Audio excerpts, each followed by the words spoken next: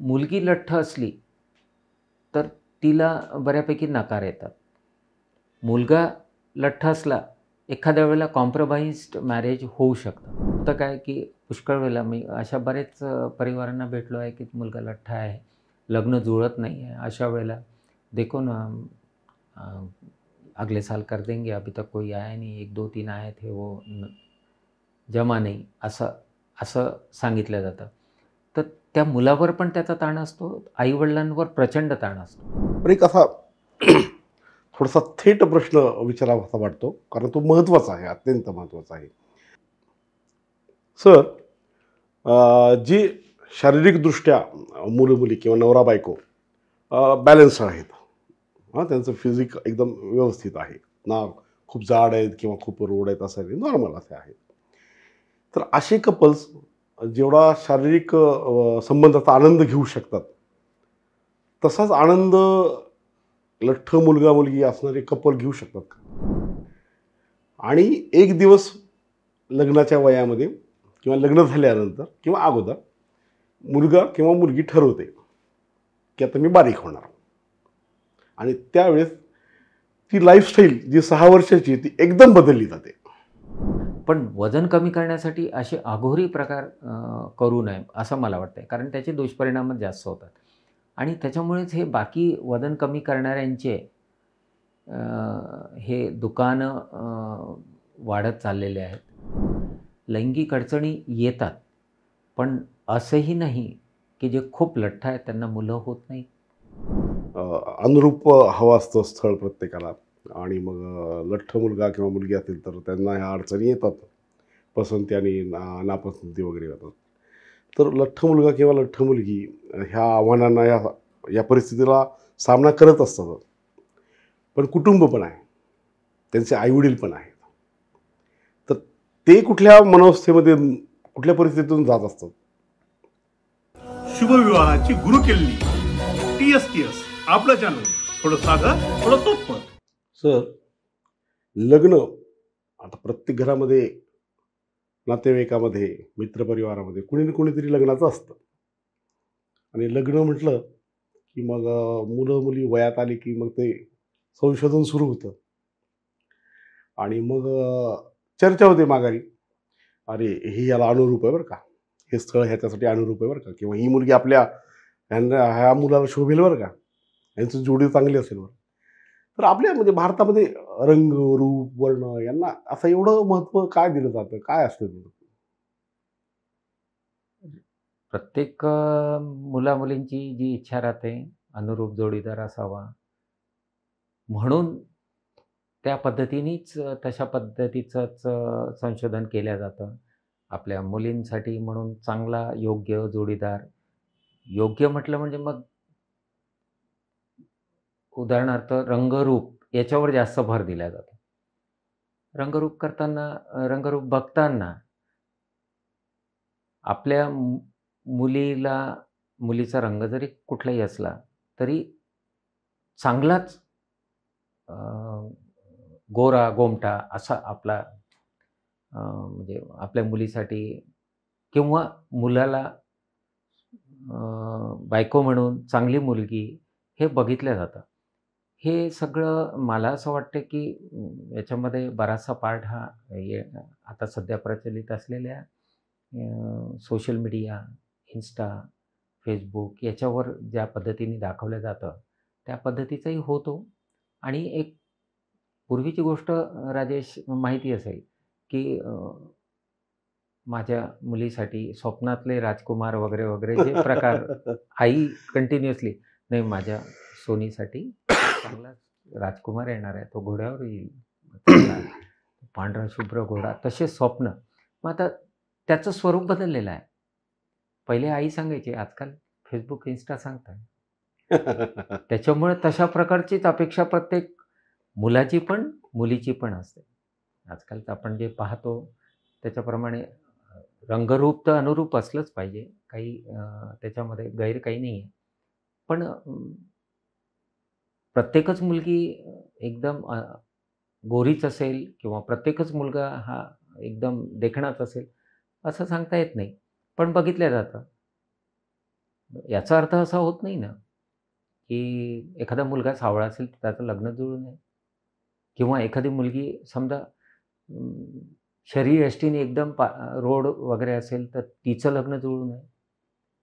पण असं बघितलं जातं.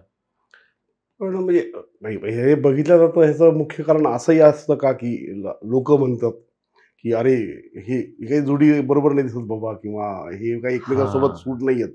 बरोबर आहे राजेश. कारण कसं आहे माहिती आहे का, प्रत्येक वेळेला ज्यावेळेला विवाह जुळतात समजा, विवाहासाठी संशोधन वगैरे चालू होतं, त्यावेळेला समाजामध्ये जसे प्रयत्न करणारेही राहतात, तसे चर्चा करणारे बरेच राहतात. आणि ते एक बॅकस्टेज सारखं सांभाळत राहतात. नाही, नाही, जोडा बरोबर नाही, तो शोभत नाही, किंवा नाही ती 6वीच आहे, नाही तो मुलाचे केसच कमी आहे, किंवा तो मुलगा लठ्ठच आहे. अशा प्रकारच्या चर्चा होतात. त्या चर्चा ह्या मुलाच्या आई-वडिलांना सुद्धा, मुलीच्या आई-वडिलांना सुद्धा ह्या कुठून ना कुठून कळत असतात. कोणी ना कोणी सांगत असतं. म्हणून राजेश काय होतं, की बघताना कोणी असं चर्चा करू नये म्हणून ह्या सगळ्या गोष्टी पाळल्या जातात असं मला वाटतंय. तरीही काही हरकत नाही. म्हणजे असं आपण जर पाहिलं तर प्रत्येक वेळेला चांगलीच मुलगी मिळेल, देखणी, गोरी, गोमटी, अनुरूप असंही नाही, किंवा मुलगाही चांगलाच मिळेल असंही नाही. हे कुठे ना कुठे काही ना काही प्रमाणात त्यांचं ती अपेक्षा असते. त्या अपेक्षेला पूर्ण करण्याचे ते प्रयत्न करत असतात. सर, प्रत्येक घरामध्ये मुलं मुली आहेत. वयात येतात. वयात आली की नातेवाईक मंडळी म्हणा, घरातली मंडळी म्हणा, वर किंवा वधू संशोधनाला लागतात. मग आपोआप अशा चर्चा सुरू होतात की अमुक अमुक ह्यांची मुलगी आहे ना, ती आपल्या मुलासाठी सूट होणारी, साजेसा जोडा येतो एकमेकांना, अनुरूप आहेत. किंवा अमुक यांचा मुलगा आपल्या आपल्या या अशा मुलीसाठी अनुरूप आहेत. तर हे बघितलं जातं. मग ते दोघंजण दिसण्यात उंच किती, वर्णाने कसे आहेत, त्यानंतर शिक्षण कसे आहेत वगैरे. तर बाह्य रूपामध्ये रंग, रूप वगैरे ठरतं, उंची ठरते वगैरे. तर एक मोठा मुद्दा असा आहे लठ्ठपणा. तर लठ्ठ मुलामुलींची लग्न हा जो विषय आहे, तर लठ्ठ मुलामुलींबद्दल अनुरूपतेच्या बाबतीत लोक कसा विचार करतात, काय वाटतं तुम्हाला? खरं तर राजेश कसं आहे की लठ्ठ मुला-मुलींचं लग्न होऊच नये असं तर काही नाही आहे. लग्न प्रत्येकाचीच होतात, झाली पाहिजे. फक्त आपल्या मुलीसाठी मुलगा पाहताना, किंवा मुलासाठी मुलगी पाहताना ती लठ्ठ असू नये. त्याला मला असं वाटतं कारण हा समाजच असतो, की त्याची चर्चा होते. नाही लठ्ठ आहे, लठ्ठ आहे. पहिलेच म्हणजे लठ्ठपणाबद्दल इतक्या चर्चा असतात, की मी स्वतः म्हणजे जिमला जातो तर पाहतो, की अनेक लठ्ठ मुली अशा 6-6, 7-7च्या स्पीडनी रनिंग करत असतात ट्रेडमिलवर. ते सुद्धा धोकादायकच आहे. पण तरीही करतात. कारण त्याला आपण जसं म्हणतो जोडा, अनुरूप जोडा. म्हणजे प्रत्येकाच्या मनात असं असतं, की लक्ष्मीनारायणाचा जोडा. हे जे शब्द प्रचलित झालेले आहेत, त्याप्रमाणे त्या चौकटीत बसून ते बघितलं जातं. मग लठ्ठपणा, मुलगी लठ्ठ नसली पाहिजे, किंवा मुलगा लठ्ठ नसला पाहिजे, म्हणजे जावई लठ्ठ नसला पाहिजे. हे प्रत्येक वेळेला बघितलं जातं. जरीही म्हणजे मुलगा किंवा मुलगी एकमेकांना आवडत असले वगैरे, त्यांचा विषय नसला तरी समाजामुळे ते थोडंसं त्या विषयावर बघितलं जातं. आणि लठ्ठपणा काही हा एका दिवसात, म्हणजे आता 6 महिन्यात मुलगा लठ्ठ झाला, त्याला कारणीभूत बरेचसे कारणं आहेत. जेनेटिक एक सगळे घरातले सगळेच लठ्ठ राहतात. त्या मुलाचा काही दोष नसतो त्याच्यामध्ये. ते जेनेटिकली आलेलं आहे, त्याच्यामुळे तो सुद्धा लठ्ठ होतो. कमी करण्याचे उपाय आहेत ना, किंवा मुलगीसुद्धा होऊ शकते. उच्च शिक्षण घेत असताना ते एक प्रकारची जीवनशैली ती ॲडॉप्ट केल्यामुळे हॉस्टेल, क्लासरूम एवढंच सगळं तिचं जग असल्यामुळे होऊ शकते आणि त्यावेळेला बाहेरचं खाऊन किंवा बाहेरच्या खाण्यापिण्याच्या वाईट सवयीमुळे सुद्धा वजन वाढू शकतात. वजन वाढलं म्हणजे लग्न होणारच नाही किंवा करूच नये अशातला भागच नाही. शेवटी आपल्यालाच सांगितल्याच गेलेलं आहे, जोड्या तर वरून बनून येतात. प्रत्येक मुलाला प्रत्येक मुलगी आहेच. फक्त ते चांगल्यातल्या चांगलं असं अनुरूप असं बघितलं जातं. त्याच्यामुळे या सगळ्या चर्चा होतात. लठ्ठपणा तसा फार जास्त म्हणजे प्रॉब्लेमॅटिक नसतो. पण त्याला असं करत मोठं केलं गेलेलं आहे. ज्याच्यामध्ये आपण म्हणतो की लठ्ठपणामध्ये विविध प्रकारचे आजार येण्याची शक्यता राहते किंवा लठ्ठ मुलींमध्ये बाकी पुढे लग्नानंतर वगैरे प्रसूती संदर्भात काही समस्या निर्माण होऊ शकतात.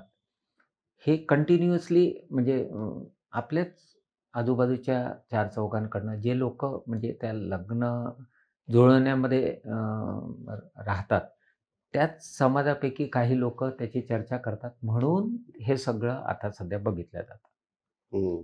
माझ्या दृष्टीने तर म्हणजे तेवढा काही प्रॉब्लेम येऊ नये, पण हा प्रॉब्लेम म्हणून असा दाखवला गेलेला आहे. ह्यात एक गंमत आहे. मुलगा लठ्ठ असेल किंवा जाड असेल तर त्याकडे दुर्लक्ष करा असा एक सल्ला दिला जातो.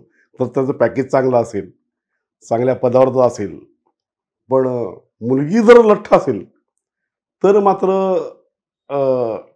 फार अवघड जातं लग्न जुळण्याच्या बाबतीत. ते तर आहेच. म्हणजे आता कसं आहे, मग शेवटी तुम्ही मुलाचा लठ्ठपणा पगाराच्या गले लठ्ठपणा खाली झाकला जातो, मुलीचा झाकला जात नाही. मग अशा वेळेला काय करायचं? अशा वेळेला असे सुद्धा उदाहरणं आहेत बरं का, की मुलगी खूप लठ्ठ आहे पण तिचा गलेलठ्ठ पगार आहे, त्याशी लग्न झालेले आहे, होतात. तर त्याच्यामध्ये मग प्रत्येक वेळेला असं पळवाट असतेच. लठ्ठपणा हा काही म्हणजे लठ्ठ मुलगा आहे म्हणून त्याच्याकडे दुर्लक्ष करा आणि मुलगी लठ्ठ आहे मग नाही तिच्यासाठी मग 100 तिला उपाययोजना सांगा की नाही तू बारीक हो, हे खाऊ नको, ते खाऊ नको, जीवनशैली तुझी व्यवस्थित ॲडॉप्ट कर, नंतर मग तुझं हे बहुतेक वेळेला घरूनच सांगण्यात येतं की नाही. मग कोण करेल तुझ्याशी लग्न? थोडी बारीक हो, झोपून राहू नको, मोबाईल पाहू नको, थोडंसं व्यायाम कर, सकाळी फिरायला जा, वेळेवर जेवण कर, जिम लाव. हे सगळं घरूनच सांगितलं जातं. कारण कुठेतरी जुळवताना आपणच असतो तिथे आणि आपल्यालाच असं वाटतं की नाही हिच्या लठ्ठपणामुळे कदाचित समाजातून किंवा आपण जे मुलं पाहू त्यांच्याकडनं नकार येऊ शकतो. तसं लठ्ठपणा हा काही फार जास्त मॅटर करतो किंवा त्याचा फार जास्त आपण मनावर घेतलं पाहिजे असं काही नाही आहे. त्याच्यावर उपाय आहेत आणि करू शकतो. फक्त आता आहे प्रश्न असा की आता मी खूप ठिकाणी पाहतो की एखादी मुलगी लठ्ठ आहे, मग ती ओळख करून देताना आपण लग्न प्रसंगात बऱ्याच लोकांना भेटतो. त्यावेळेला एक मुलगा आहे, एखादा समजा पुण्यामध्ये काम करतो आहे, त्याची बायको जर समजा लठ्ठ असली तर तो ओळख करून देताना तो तेवढा असं मीट माय वाईफ वगैरे असं काही म्हणत नाही, कारण त्यालाही थोडंसं कुठे सबकॉन्शियस लेवलला असतं नाही आपली बायको लठ्ठ आहे. किंवा सेम थिंग असं उलटं पण होतं. पुष्कळ वेळेला म्हणजे आपला नवरा खूप लठ्ठ आहे, मग ती मैत्रिणींना ओळख करून देताना थोडीशी काचकूच करते याच्यासाठी की नाही मग त्या मैत्रिणी सल्ला देतील ना, अगं काय गं त्याला लाव, कामाला लाव, त्याला जिममध्ये पाठव, त्याचं वजन कमी कर, इतकं लठ्ठपणा काही असं झालं होतं, तसं झालं होतं, अशाने बाकी म्हणजे BP वाढेल किंवा हृदयाचे त्रास होतील, हे सगळं मनात भरवलं जातं. म्हणून त्या गोष्टी होतात. तसं लठ्ठपणा येणं आणि लठ्ठपणा कमी करणं, या दोन्ही गोष्टी आपल्याच हातात आहे. आपण करू शकतो. म्हणून मला असं वाटते, हा काही लठ्ठपणा हा अडसर येऊ नये. पण समाजात त्याच्याबद्दल जी चर्चा होते, ती एक मोठी अडचण आहे. तर सर, लग्नासाठी एकमेकांकडे आकर्षित होणं, ते अट्रॅक्शन असणं पण फार गरजेचं आहे. तर त्या अट्रॅक्शनमध्ये लठ्ठपणा एक अडसर ठरू शकतं. ठरू शकतो. पण कसं आहे, की आकर्षक शरीरयष्टी असणं हे आवश्यकच आहे. आणि बऱ्याच म्हणजे विवाहास उपवर असलेल्या मुलींचं ते एक आकर्षण असतं. म्हणून आजकाल जिममध्ये मुलांची संख्या पण वाढलेली आहे. Six packs, bicep, V shape, ह्या सगळ्या गोष्टी आपण त्याच्यासाठी पाहतो. तर आकर्षण असतं.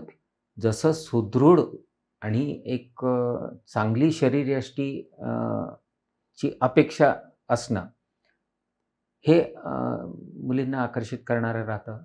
ॲट द सेम टाईम लठ्ठपणा आकर्षण न होण्याइतपत पण ते कारण ठरू शकतं. बरेच म्हणजे मुलांना एखाद्या वेळेला, राजेश, एखादा लठ्ठ-लुठ्ठ मुलगा आहे, तर त्यावेळेला मग तेवढं आकर्षण वाटत नाही. मी आता जे थोड्या वेळापूर्वी म्हटलं, की जसं आता ओळख वगैरे करून देताना बॉयफ्रेंडची वगैरे, किंवा म्हणजे माझे होणारे हे किंवा होणारी ही, त्यावेळेला त्या गोष्टी बघितल्या जातात, की एकदम लठ्ठ-लुठ्ठ मुलगा असला तर त्याची ओळख कमी करून दिलेल्या जाते मित्र-मैत्रिणींमध्ये, किंवा मुलगी लठ्ठ-लुठ्ठ आहे, तिच्या मित्रांमध्ये, त्याच्या मित्रांमध्ये ओळख करून देताना मागे-पुढे पाहिलं जातं. म्हणून आकर्षण कमी होतं. पण तोच लठ्ठपणा सुदृढ शरीरयष्टीमध्ये पण बदलता येतो. जर सुदृढ शरीरयष्टीकडे जर मुली किंवा मुलं आकर्षित होत असतील, तर करता येतं ते आणि करावं. लठ्ठपणामुळे आत्मविश्वासामध्ये काही फरक पडू शकतो? लठ्ठपणामुळे आत्मविश्वासामुळे बिलकुल त्याचा परिणाम होतोच. कारण खूप एक लिथार्जी जे म्हणतो, आळस हा प्रकार येतोच. लठ्ठपणा जसा वाढतो तसा तो आळस वाढत राहतो. किंवा आळशी लोकांचा सुद्धा लठ्ठपणा वाढतोच.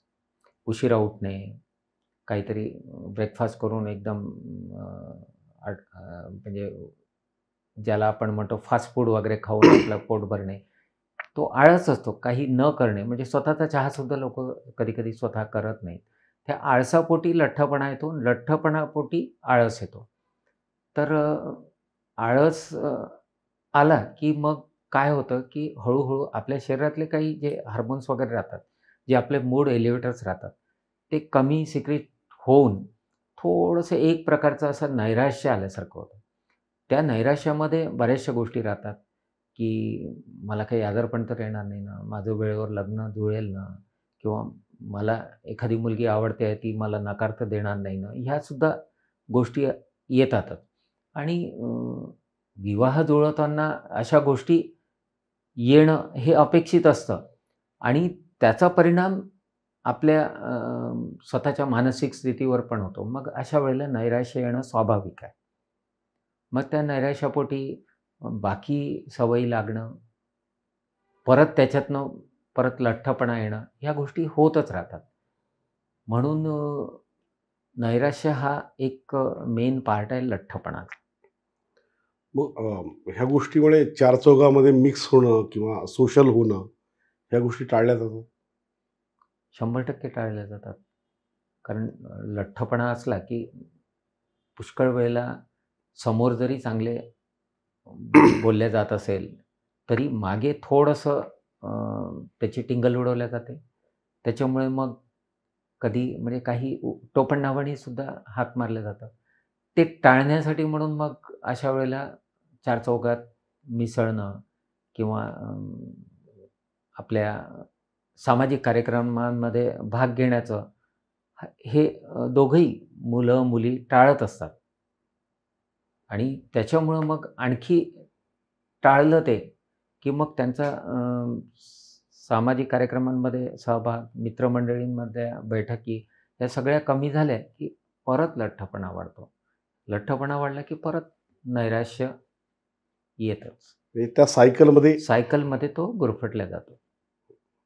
आणि यातून बाहेर यायला आहे रस्ते, पण ते काही दिवस मनावर दगड ठेवून करावे लागतात आणि त्याच्यातून बाहेर येता येतं.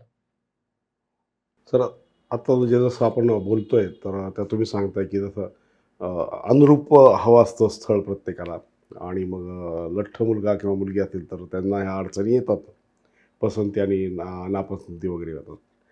तर लठ्ठ मुलगा किंवा लठ्ठ मुलगी ह्या आव्हानांना या परिस्थितीला सामना करत असतात. पण कुटुंब पण आहे, त्यांचे आईवडील पण आहेत. तर ते कुठल्या मनोवस्थेमध्ये, कुठल्या परिस्थितीतून जात असतात? लठ्ठपणामुळे जेव्हा एखादा विवाह जुळत नाही किंवा वारंवार नाकारलं जातं, त्यावेळेला साहजिक आहे की आईवडिलांवर तो ताण येणं स्वाभाविक आहे.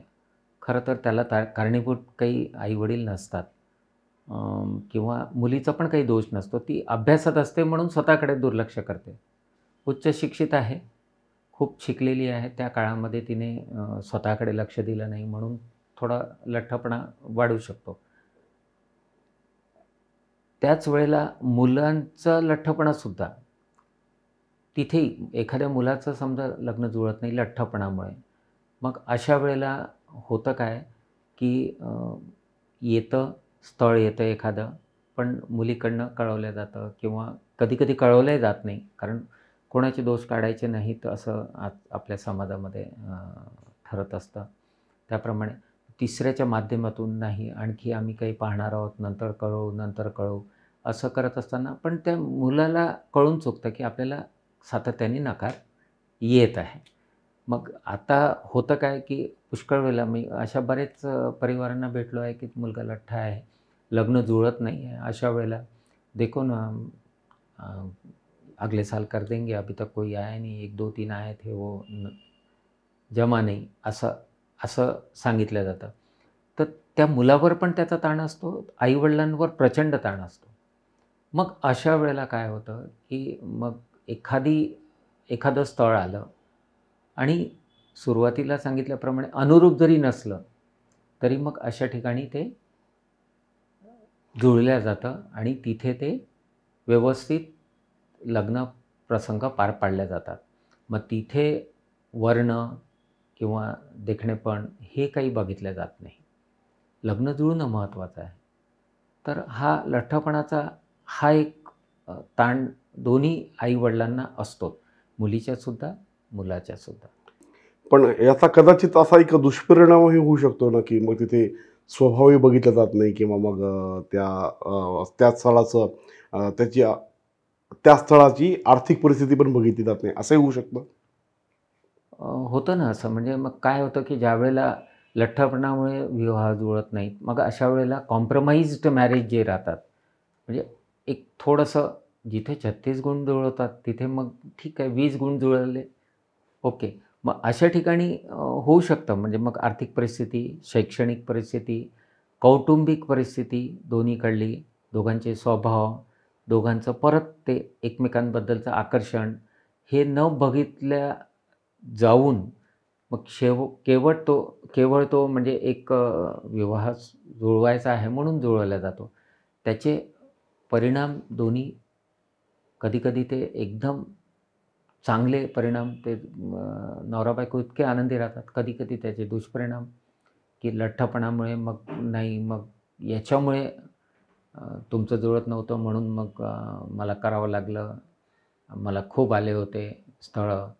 असे ते परत ते भांडणासाठी कारणं निर्माण होतात. मग अशा वेळेला काय आहे, की सगळ्यात चांगला उपाय हा आहे, की लठ्ठपणा कमी करणे, एकमेकांप्रती आकर्षित होणे. कारण आकर्षण, एकमेकांच्या स्वभावाचं मिलन, एकमेकांचं मन सांभाळणे, हाच एक भाग पूर्ण विवाह संस्थेला अपेक्षित आहे. संसार चांगला चालला पाहिजे. संसारामध्ये सगळ्याच गोष्टी आहे. बरं सर, लग्नामध्ये असंही आहे की आपण म्हणावं काहीतरी आपण तडजोडी करतो, काही गोष्टी आपण मागे सोडतो, काही गोष्टी नव्या स्वीकारतो आणि लग्न होतं. मग त्यामध्ये असं आहे की कुणीतरी एक जण थोडासा जाड आहे. लग्नाचं 1 वर्ष पहिलं जे आहे ते फार महत्त्वाचं असतं. खरं आहे. त्यामध्ये एकमेकांबद्दलचं आकर्षण ते फार महत्त्वाचं ठरतं. तर त्यासाठी लैंगिक ज्या गरजा आहेत त्या गोष्टी फार महत्त्वाच्या ठरतात त्या दोघांना एकमेकांशी घट्ट बांधण्यासाठी. तर यांच्या बाबतीत काय परिस्थिती होऊ शकते? लठ्ठ मुलामुलींमध्ये किंवा मुलगा लठ्ठ आहे किंवा मुलगी लठ्ठ आहे हे करत असताना लग्न जुळल्यानंतर जसं आपण आता बोललोच की पहिलं वर्ष हे फार महत्त्वाचं राहतं. पहिल्या वर्षी तुमचं शारीरिक मिलन, मनोमिलन, त्याच्यानंतर दोन्ही कुटुंबांचं मिलन हे सगळं होत राहतं. सगळ्यात विवाह हा टिकतो कशावर? दोघांचं एकमेकांवर असलेलं प्रेम. आणि ते प्रेम कुठून निर्माण होतं? एक आकर्षणामधून. आकर्षण कुठून सुरुवात होतं? त्यांच्या एकंदर लैंगिक व्यवहारावरून. आता त्यावेळेला लठ्ठपणामुळे त्याच्यामध्ये काही अडचणी येऊ शकतील असं तर मला वाटत नाही. पण आल्या तरी पण त्या दोघांनी, आपण जे शब्द वापरला मनोमिलन, त्या दोघांनी आपसात ठरवून त्या सॉल्व केल्या पाहिजे. त्याचा एक मार्ग काढला पाहिजे.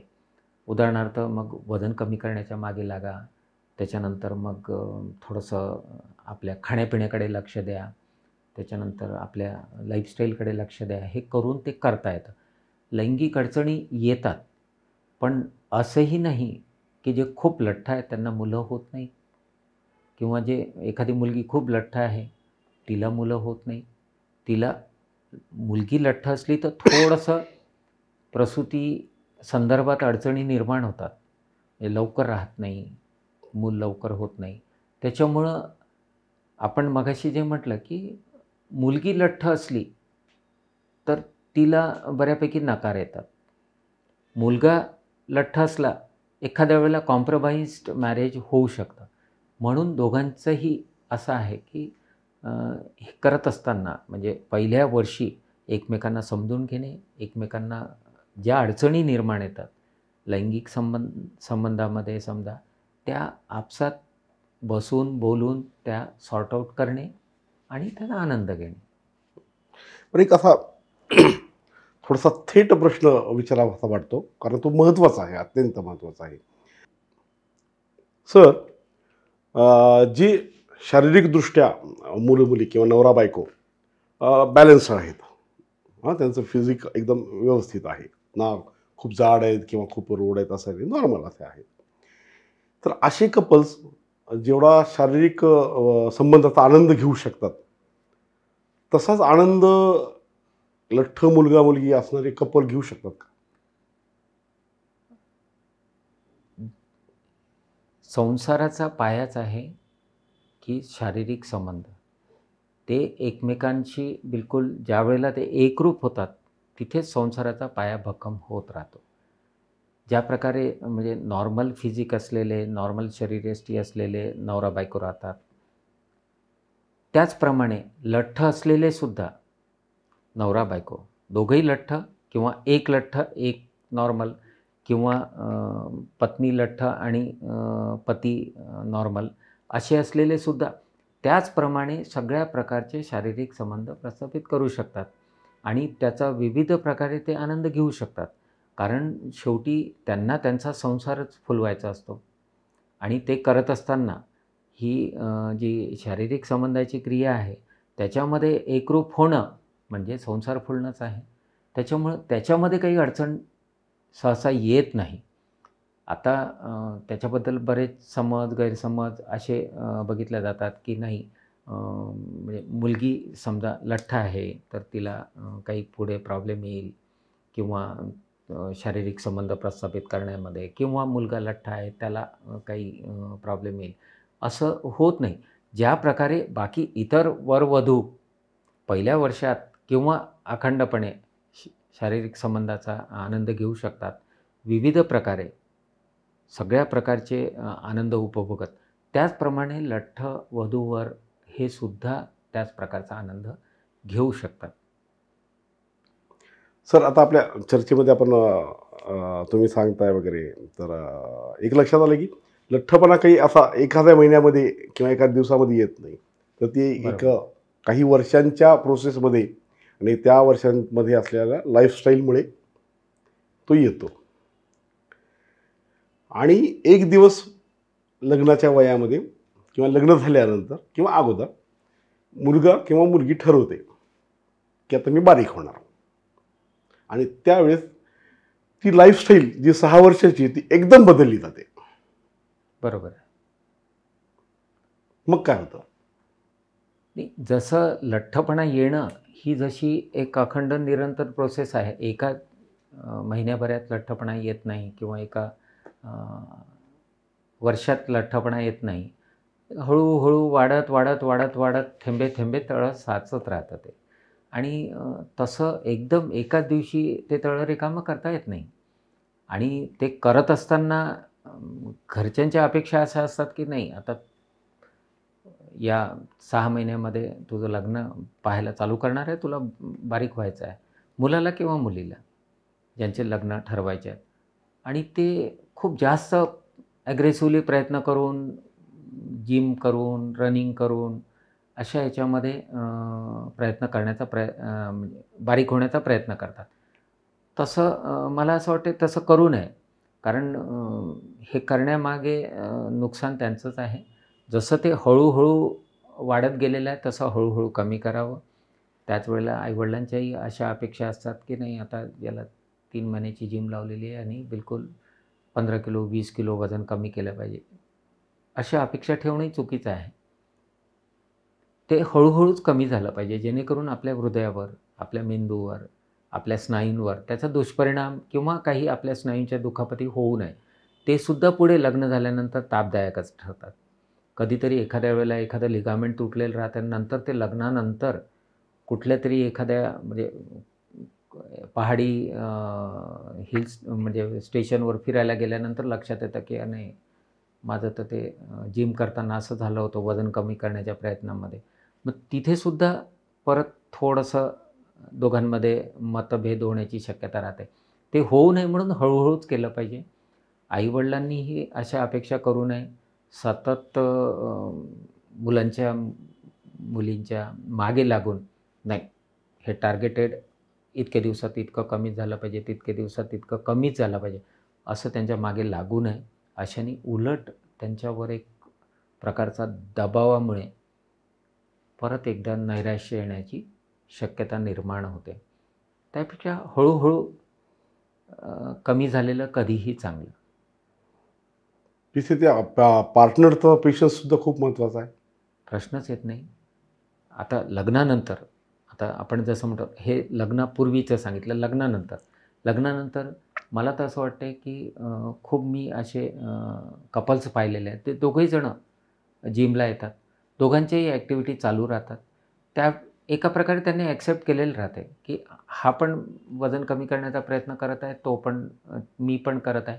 दोघांचं जसं संसाररूपी वेल वर चढत आहे तसंच दोघांचेही प्रयत्न एकत्रित हे आवश्यकच असतात आणि ते एकत्रितपणेच केले पाहिजे. कोणी लठ्ठ असू द्या.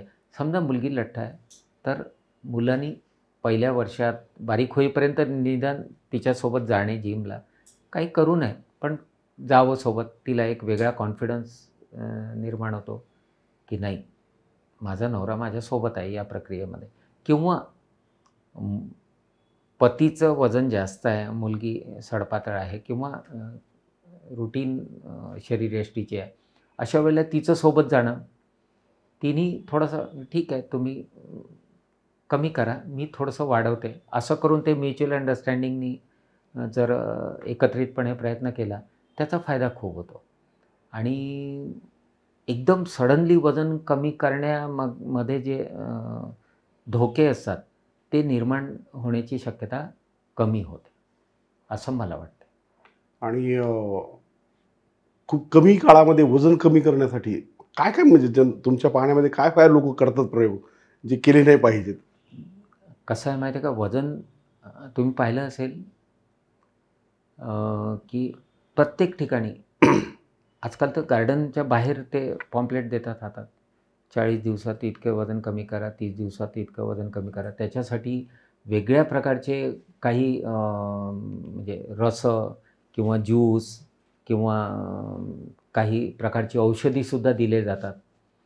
तर ती औषधाचे म्हणजे ॲप्रूव्ड असतील, वैद्यकीय मान्यतेनुसार असतील तर ठीक आहे, पण वजन कमी करण्यासाठी असे अघोरी प्रकार करू नये असं मला वाटतं. कारण त्याचे दुष्परिणामच जास्त होतात आणि त्याच्यामुळेच हे बाकी वजन कमी करणाऱ्यांचे